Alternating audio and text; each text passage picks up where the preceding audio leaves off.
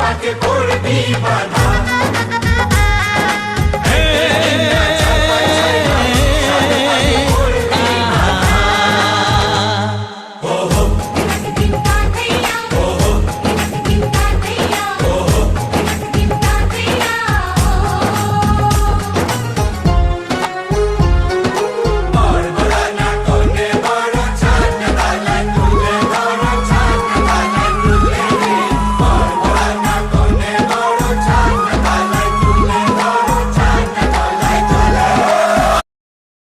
বিয়ে কেমন লাগলো?